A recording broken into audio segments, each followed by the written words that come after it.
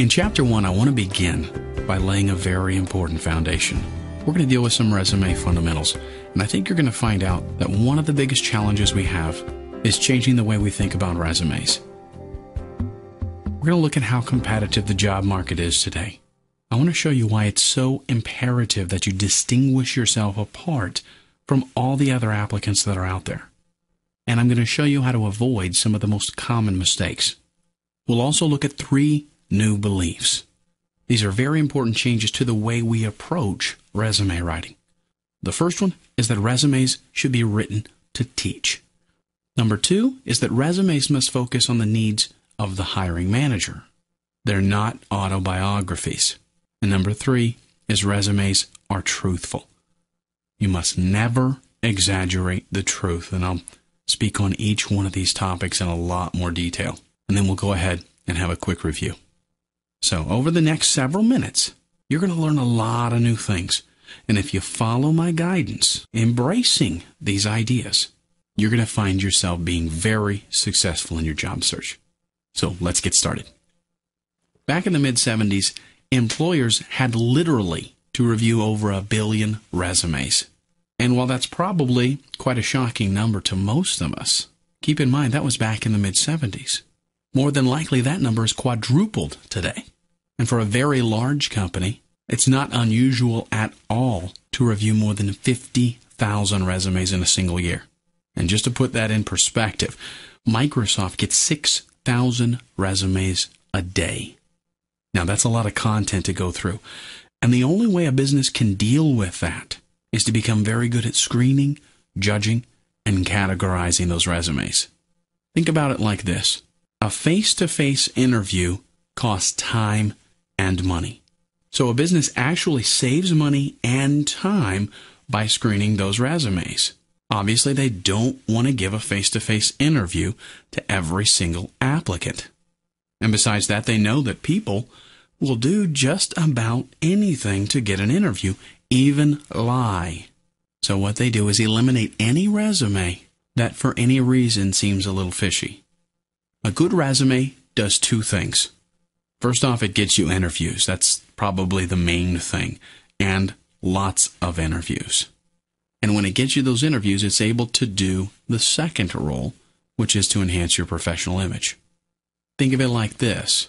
A good resume is kind of like a publicist, an information desk, and a cheerleading squad, all rolled into one. Now, that's the easy part. We know what a resume is supposed to do. But how do you get it to do that? Well, one thing that we have to do is change the way that we think about the resume. I'm going to introduce what is probably a new concept to you. But you need to be able to think about your resume from the perspective of the person that's going to be reading the resume. And that person isn't always an employer. Sometimes it's a recruiter. A recruiter has a task of filling a job opening. And guess what? They don't get paid until that task gets done, until that job position gets filled. So they've got to convince their client that a specific candidate is qualified for that position. And if they recommend somebody that doesn't work out, then they're not going to get repeat business. So the recruiter does pretty much everything from placing ads to sorting through literally hundreds of resumes. They send emails all day long. They spend a lot of time on the phone. They've got a short-term goal, and that is to get a qualified candidate for their client.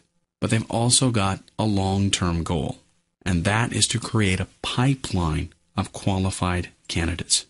They want to be able to provide the absolute best selections for their clients. So what are your chances of actually ending up on that pile of other resumes that are going to be presented to the employer? Well, keep in mind that a typical recruiter is going to get over 1,100 resumes per job opening. They also get about 50 new resumes a day aside from that. And then those resumes get added to a database that already has 30,000 to 50,000 resumes. So the recruiter sees a lot of resumes. How are you going to get yours to be noticed? Well, the first thing you've got to do is shift your mindset. Stop thinking about your resume the way everybody else does. What I want you to do is embrace 3 new beliefs about resumes. New belief number 1, Resumes must be written to teach. They're not an advertisement or a marketing tool, and this is what pretty much everybody else treats their resume as, something that is designed to market themselves. Your resume is not a marketing tool. It's a very specialized teaching tool. I want you to think about what a marketer does. They want to try to convince you that you need their product, and they do whatever it takes in order to accomplish that goal. They literally spend millions of dollars researching logos, researching product names, colors, and advertising. They'll exaggerate product claims, even to the point of lying. A lot of marketers also use a tactic called bait and switch. They show you one thing, and it's not the typical results. It's an isolated situation, perhaps. And then, after you make a purchase, they upsell you and they tell you you're going to have this product also in order to get those kinds of results. And that's something that's barely legal, and it's definitely not ethical.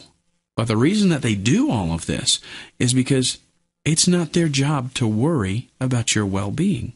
It doesn't matter to them one bit if you were to have a financial struggle because you bought their product, because you felt compelled that you had to have it. Their job is just to make sales.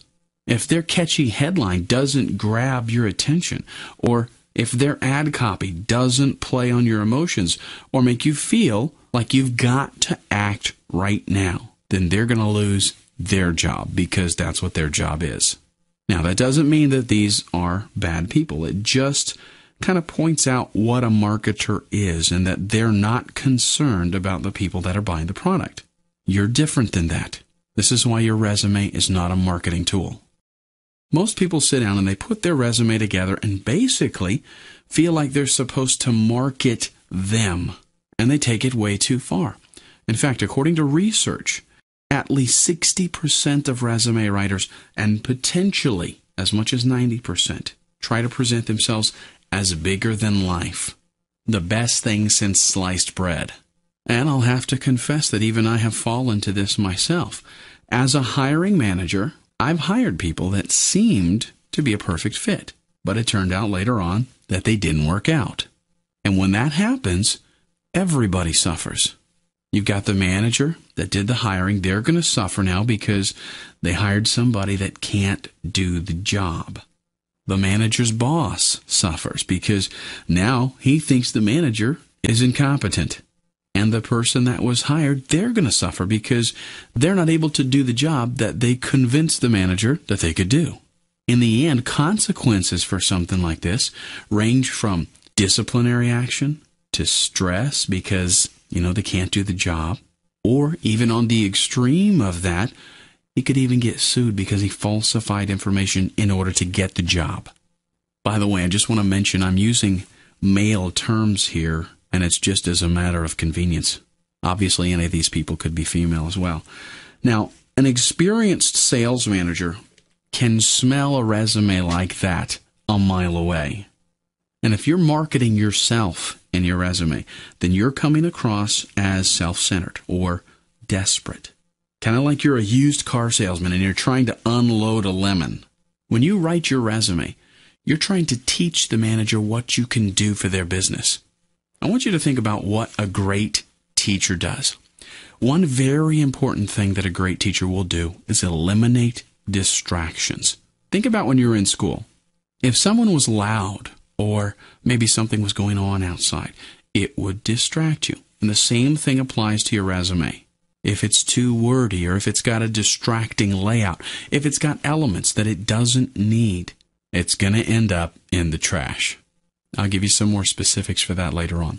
The next thing that a great teacher does is relate important information at least 3 times. Here's why. If people aren't exposed to information at least 3 times, they're sure to forget it. And I've got a very important rule for you. 3 times 3 is not the same as 9 times 1. And here's what I mean. If you show the hiring manager 3 skills and you do it 3 times, And by that I mean 3 separate times. That equals much more than if you were to list 9 skills one time. They're not going to remember those 9 skills. And that's exactly why your resume has to be tailored to a specific job. Again, I'll talk about that a little bit more later on. The fact is, most jobs are very complex and they require a lot of skills. But what you need to do is leave out anything that's irrelevant. Emphasize the skills that are necessary for that job.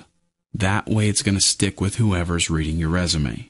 They really don't care if you have 250 skills. They care if you have the ones that are needed to get that job done. Remember, your job is not to market yourself. So much so that it's not even your job to sway the manager's decision and maybe get him to think that you're better than somebody else. Think of yourself only as an educator. You're teaching him what your best is, and then he's got every right to compare that with everybody else and to pick the best candidate. And I realize this is totally different than what most people do when they sit down and write their resume. But if you draft your resume, not as a marketing tool, but as a teaching tool, you're going to stand out. New belief number 2, resumes must focus on the needs of the hiring manager. They're not an autobiography. One reality that you've got to face is that the hiring manager doesn't care one bit about you, your needs, or your goals. You're literally maybe one of 100 names that quite honestly amount to nothing more than a piece of paper. That hiring manager, that business, they've got their own agenda, and it doesn't have anything to do with yours. And the sooner you can face that, you're going to be able to step up and draft the resume that cuts straight to the point, giving them exactly what they're looking for. I want to show you a list that I put together after years of talking to literally hundreds of managers. What I've done is I've ranked the top 8 motivators for an employer. And I want you to notice that there's nothing in this list about your agenda, okay? The first one, maintain or increase profits. And I'll just go quickly through all of these. Number 2, speed up or streamline processes. Number 3, comply with legal mandates. Number 4, solve specific problems. Number 5, take work off someone else. Number 6, move into a new market, so you would help the company to move into a new market. Number 7, improve the company's image. And number 8, improve customer service. Now I want you to notice every single one of these points have to do with the company making money. These are the motivating factors that an employer has when they hire an employee. And it even gets more personal than this. The hiring manager actually has to worry about pleasing their boss. Maybe they want to get a raise or they want to get a promotion. Or it could be just as simple as they don't want to look stupid. But all these things together, this is what's going to influence their decision. So you don't want to give them an autobiography about everything that you've done in your life. You want to show them that you can take care of these needs. And most resume writers completely ignore these facts. And I've even seen some resumes that work in direct opposition by focusing on issues that just don't interest anybody except the applicant. Think about who's reading your resume. It's a hiring manager or a recruiter. If you want to get a lot of interviews, look at things through their perspective. If you can't see things from their perspective, you'll actually reduce the chance of getting an interview from the very beginning. Now, here's what a novice resume writer is usually going to try to do. Make themselves look important. And they're actually working this into the resume, okay? Impress their friends and family. And I'll tell you what, if that's what you want to do, write a special resume specifically for your friends and family. Don't use it for any applications. Secure a management position. Get paid as much as possible. Usually what happens here is that they go in and they put stuff that really doesn't need to be there because they want to show that they're worth more. The problem with that is you're not even at that point yet. You need to get an interview. They also try to make their resume look like they can do things that they really can't do. They might try to get the document to fit on one page. or focus too much on their career objectives. And then, of course, bend the truth, exaggerate, or outright lie. If you were to look at a resume from a manager's perspective, you can see that a resume that's written like this doesn't address the manager's motivational points. It's not what they're looking for. And that brings me to rule number 3. Resumes are truthful. Never exaggerate the truth, and never, ever lie on your resume. I know a lot of people have done it. You might have even done it yourself, but that stops today. There's no good reason to lie or exaggerate, and in fact, the only thing that can come from that is bad. I know a lot of people think if they just can get their foot in the door, then they can do the job. I've even spoken with professional resume writers, people that make big money writing resumes, and they'll encourage people to bend the truth. Let me ask you this, though. If you were a hiring manager and you're looking to fill a position, and keep in mind all the motivating factors that we talked about, would you want somebody to exaggerate or lie about qualifications? I don't think so. So if you wouldn't want somebody to lie to you, don't lie to them. And here's 3 very good reasons why you shouldn't lie on your resume. If you get caught, you can lose your job and perhaps even be publicly humiliated. If you do get the job and you falsified information, you might not be able to do the job, and that can open up a whole new can of worms. And lastly, it's just plain wrong. Don't deal with the guilt. I'm not going to say any more about it, but I think you know what I'm talking about.